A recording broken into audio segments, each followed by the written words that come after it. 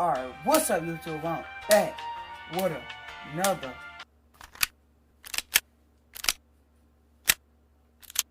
video.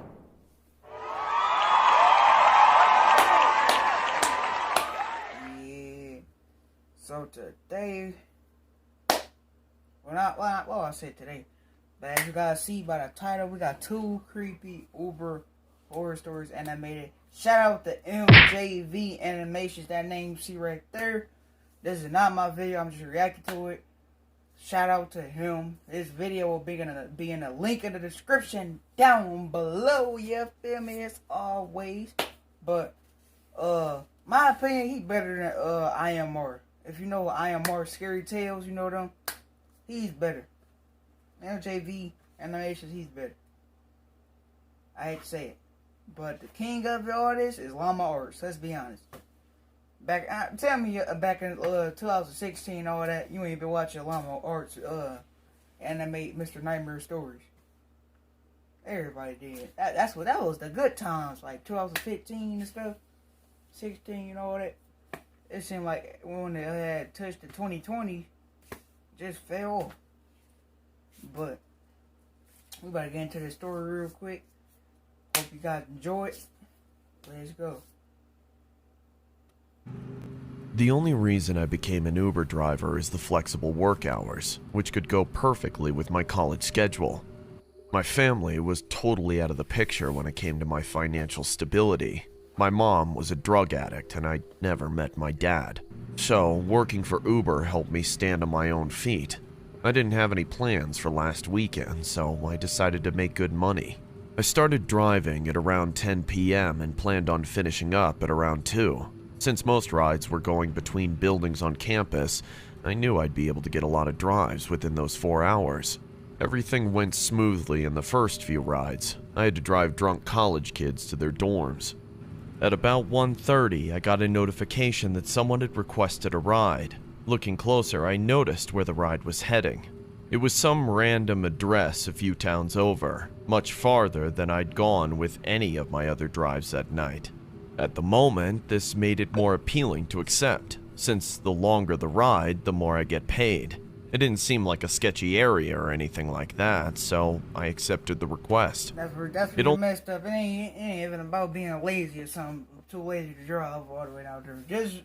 That's a red flag right there. I'm just saying that's a red flag.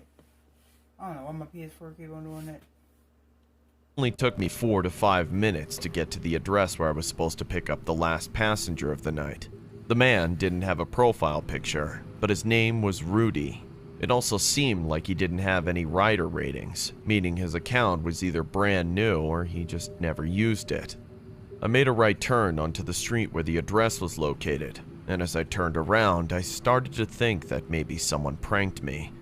The street was completely spooky. All the houses seemed abandoned or under construction.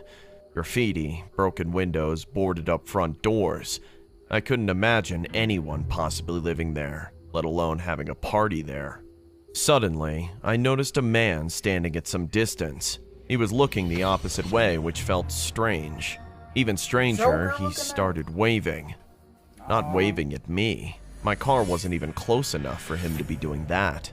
He was out on the lawn, facing across the street, just waving at nothing.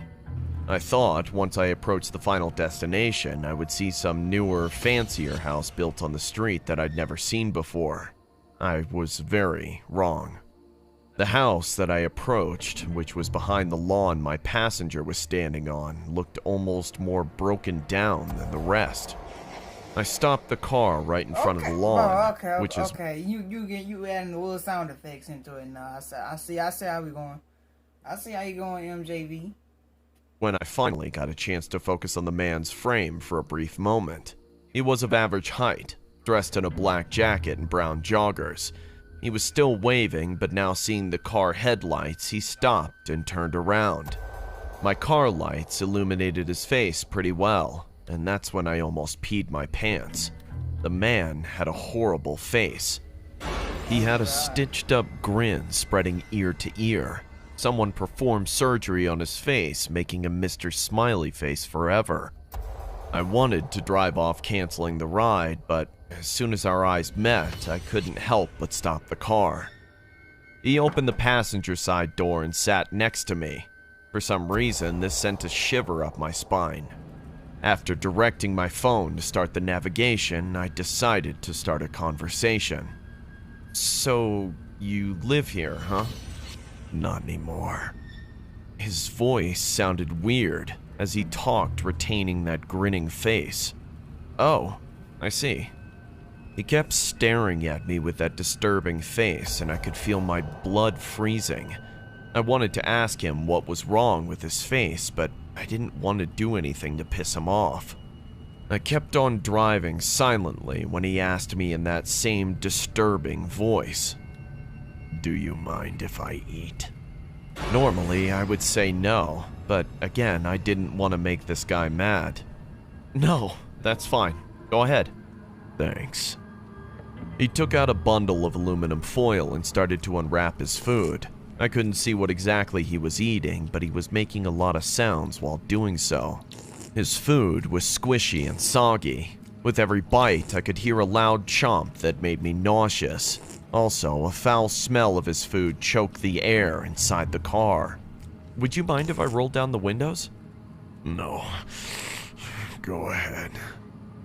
After a disturbing moment of hearing this creepy man eat, I watched him finally finish the food.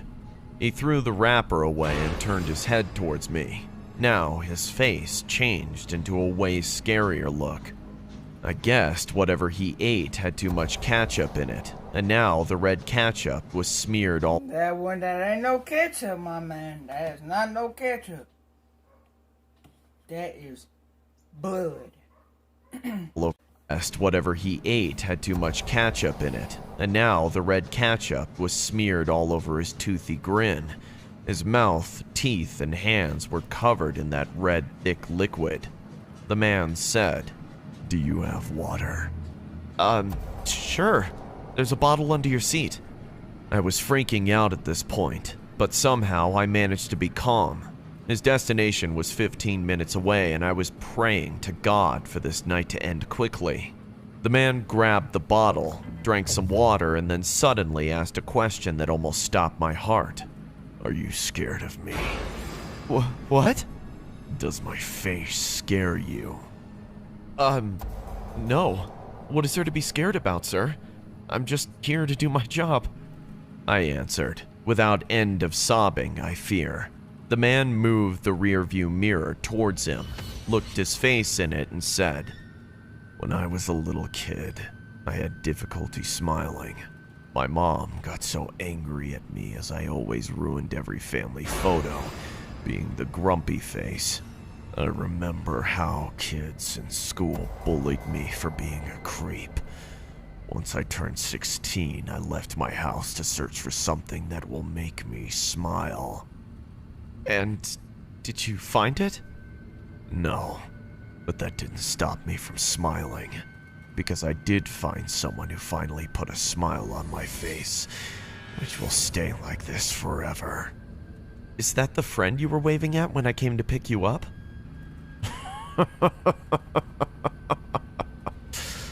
"You're not just a good driver, but also a clever boy. Yes, I came here to show my friend the perfect family picture where I could finally smile." "Oh, what did your friend say?" "He was proud of his work. In fact, you've been so nice to me. Do you want to see the picture too? I would love to show you."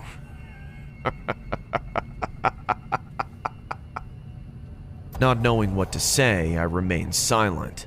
The man slowly took out his phone from his jacket pocket and showed me his perfect family photo. I will never forget what I saw. It was a selfie taken inside a house. An old woman was lying dead on the couch. Her mouth was wide open like she died in terrible shock, and this man was crouched down to her level, looking at the camera, flaunting his big grin. "I took this with my mother today. I am so happy that my smiling face was the last thing she saw before leaving this world." My friend did a good job, didn't he? Now I can smile all the time. All the freaking time.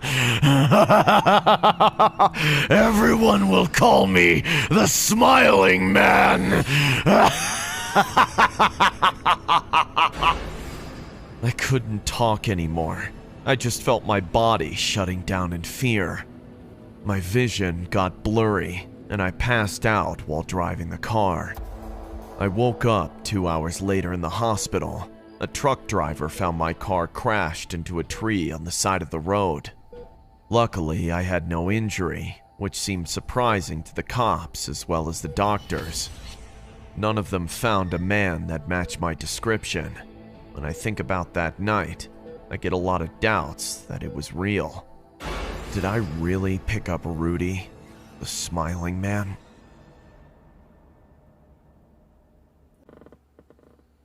I was returning home from a horrible Tinder date.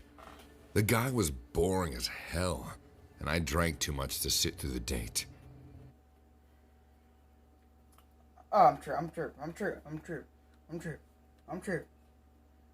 It probably was a female that sent the story. I'm tripping. You guys know, I'm about to go. I booked myself an Uber and was waiting at the stranded street for it to arrive. After a long search, my app dinged with the name Bill. The car arrived within 3 minutes. I jumped in the back, buckled up, and we set off to my destination. 4 water bottles were placed in a cooler pack in the middle seat along with a tray of snacks. I loved when drivers did this. I was going to give them 5 stars, especially after a night of drinking. Those water bottles were a godsend. I dug through the pile of snacks and plopped a blue Jolly Rancher in my mouth. "Hey, Bill, you got any good tunes?" He didn't respond. Surely he heard me, or maybe I was drunk and slurring. I piped up again, this time louder, and after clearing my throat. Bill, excuse me." He looked at me through the rearview mirror. "Oh, yeah. Oh, God.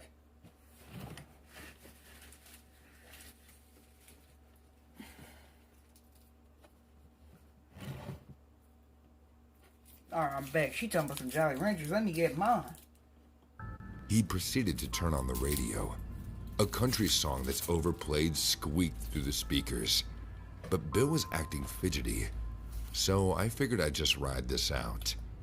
It wouldn't be much longer till I was home. After a few minutes of awkward silence, Bill finally began to speak up. "You been drinking tonight?" I twiddled my thumbs and looked out the side window. I was so tired and just wanted to curl up in my bed. I replied, "Just a few drinks." His creepy eyes stared at me through the rearview mirror. A sick smile appeared on his face. I could tell that he was trying to catch a glimpse of me without me noticing. He spoke up again. This time, a grin spread across his face. "What did you all drink tonight?" "I had a tequila sunrise, old-fashioned, a few glasses of champagne." He sat up in his seat, one arm still on the wheel. Those deep brown eyes kept flickering at me in the rearview mirror, almost every couple of seconds. He started to pry. "You drink tequila often?" "No, sometimes. Depends on my mood." "You drunk tonight?" Now, it started to make me feel uncomfortable. I didn't want to drive home myself, so one could assume that I was, at best, tipsy. Why was he asking me questions of my level of coherence? I kept my eyes focused out the window because I was getting creeped out by the accidental eye contact. "Oh, no, I'm just a little buzzed." "You want to be drunk, though? I have a bottle of tequila back there."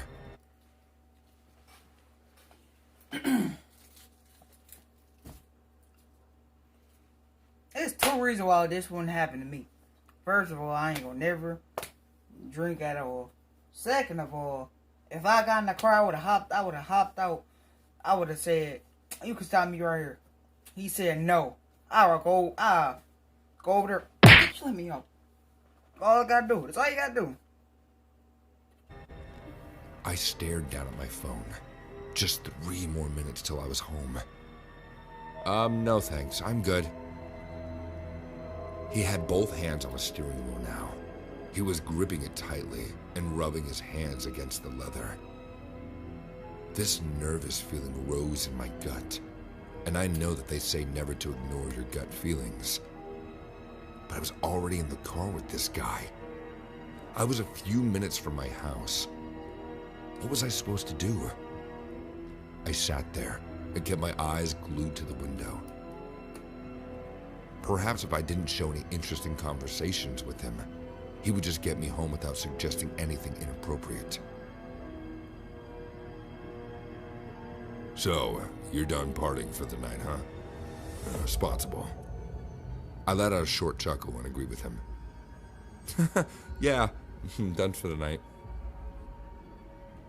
Well, help yourself to the water.